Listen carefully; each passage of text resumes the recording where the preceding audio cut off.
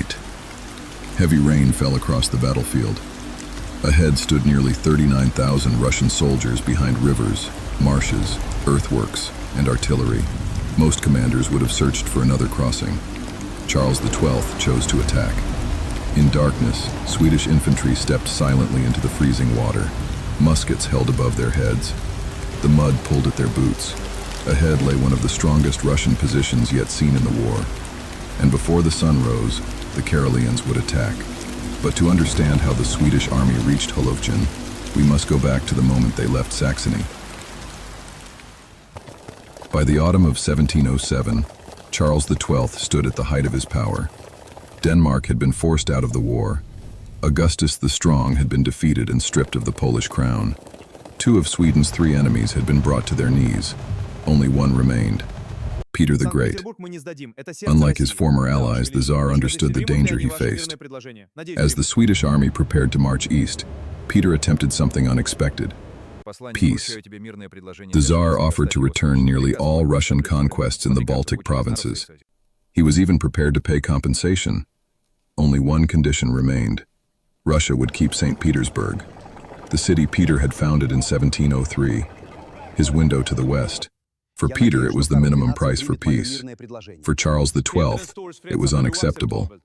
Swedish territory could not be surrendered to an invader, and after years of victories, the king believed he could achieve far more than a negotiated settlement. According to later accounts, Charles remarked that the Tsar had not yet been sufficiently humbled to accept the peace terms he intended to dictate.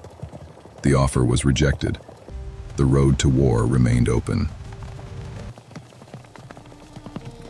In September 1707, the Swedish army began its march eastward. This was not merely an army, it was an entire moving society.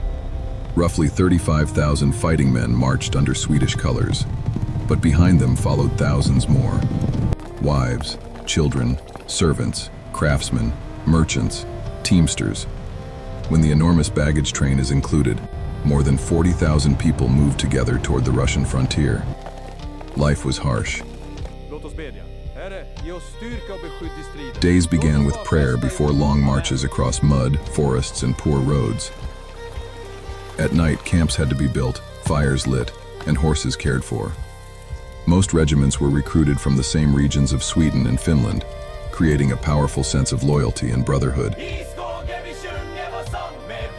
Many Karelians believed that a man's hour of death had already been decided by God. Until that moment came, no bullet could kill him. It was a belief that helped explain the fearlessness for which the Karelians became famous.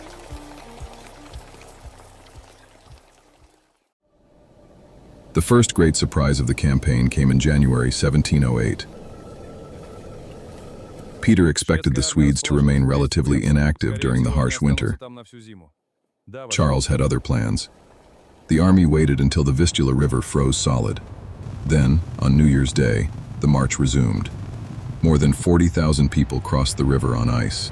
Soldiers, civilians, horses, wagons, and artillery moved silently across the frozen surface. Russian scouts were caught completely off guard. The invasion continued eastward. The march soon entered the wilderness of Masuria. This was a land of forests, swamps, and poor roads. Movement became slow and exhausting. Here the Swedes encountered a different kind of enemy. Not armies, but guerrillas. Local groups attacked patrols.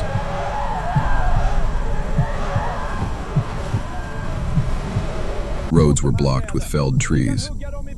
Supplies disappeared. Wells were poisoned. The response was brutal. Villages suspected of aiding resistance were burned. Suspected attackers were executed. The further east the army marched, the harsher the campaign became. In late January, the Swedes approached Grodno. Reports reached Charles XII that Peter himself might be inside the city. The king immediately rode ahead. He took only around 600 cavalrymen. It was a typical act of Charles XII. Fast, aggressive, dangerous. The Swedes crossed the Niemen Bridge and entered the city. Russian troops panicked.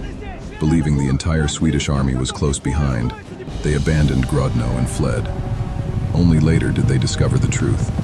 Charles possessed just a handful of men. Realizing their mistake, the Russians sent roughly 3,000 elite troops back toward the city.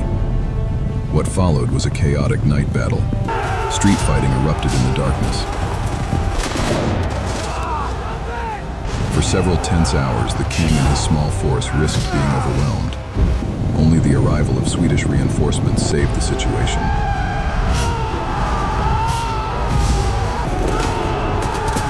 Once again, Charles had escaped disaster by the narrowest of margins. Spring was spent in Belarus. The roads were poor. The army needed time. Then, in June 1708, the advance resumed. What the Swedes encountered shocked them. Peter had adopted a new strategy. The Russians burned villages, destroyed crops, removed livestock, emptied storehouses. Everything that might feed an invading army disappeared. The further east the Swedes marched, the less remained. Instead of fertile countryside, they found ash and ruin. The campaign was entering a new phase, one in which hunger would become as dangerous as Russian soldiers. Around the same time, Charles issued another important command. General Adam Ludwig Leuwenhaupt was ordered to march south from the Baltic provinces. He would bring approximately 12,000 soldiers. More importantly, he would escort a massive supply train. Food, powder, weapons, ammunition. Everything the main army would need for the advance deeper into Russia. The order seemed sensible. No one yet understood how important that convoy would become.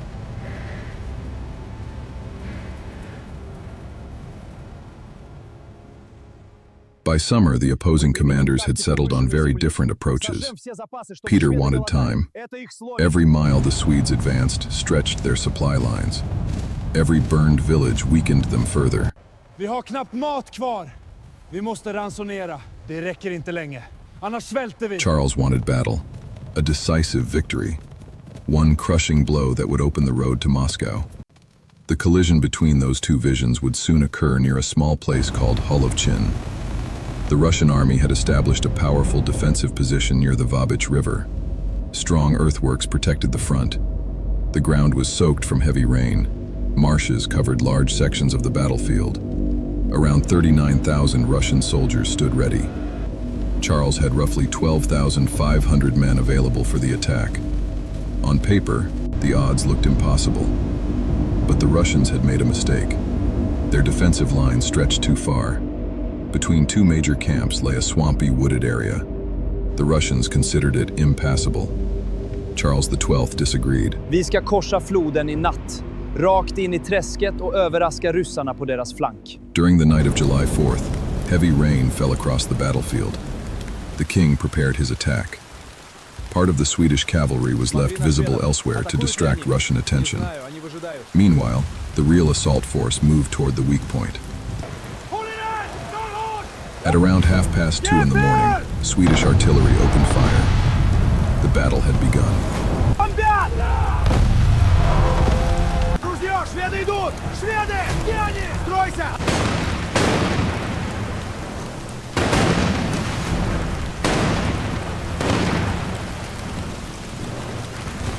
Then Charles XII personally stepped into the water.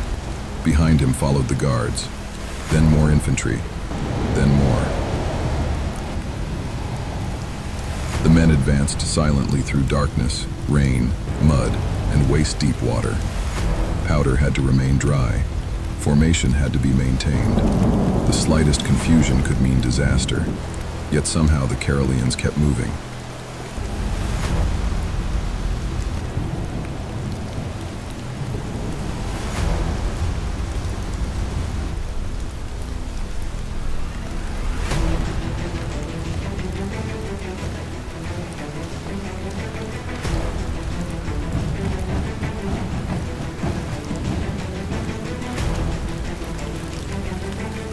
The Russians did not realize the true danger until it was too late.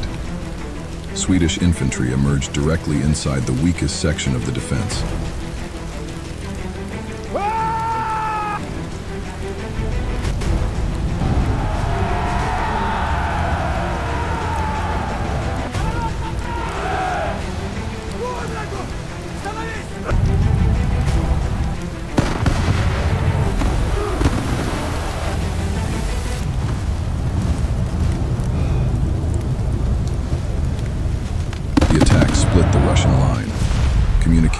between Russian formations broke down. Units fought isolated from one another. Confusion spread rapidly. Russian cavalry launched desperate counterattacks. What followed was savage close combat in mud and water. Men stabbed with bayonets, fired pistols at point-blank range, struck each other with sword and musket butt. The king was forced to continue on foot amid the fighting until he could be rescued. As always, he remained dangerously close to the front line. Despite their numbers, the Russians could not restore order. The Swedish attack had struck exactly where the line was weakest. Then Swedish cavalry finally crossed elsewhere and attacked from another direction. The pressure became too much. The Russian defense collapsed. Units began retreating. Soon the retreat became a rout. The Russians fled eastward toward the Dnieper. The battlefield belonged to Sweden. The victory came at a cost. Around 267 Swedes were killed. More than 1,000 were wounded. Several important officers fell during the fighting. Russian losses were far heavier. Between 3,000 and 5,000 men were killed, wounded, or captured. For Peter, it was another painful defeat. For Charles XII, it was proof that the Karelian army remained one of Europe's most formidable military forces. Holowczyn was more than a victory. It was a masterpiece of maneuver, deception, discipline, and courage. Against overwhelming odds, the Swedish army had broken the main Russian position and forced another retreat. The road toward Moscow appeared more open than ever. The men marching east could look back on years of triumph. The seemingly unstoppable advance continued, and for the Karelians, victory still appeared inevitable. They could not yet know that the hardest part of the campaign still lay ahead.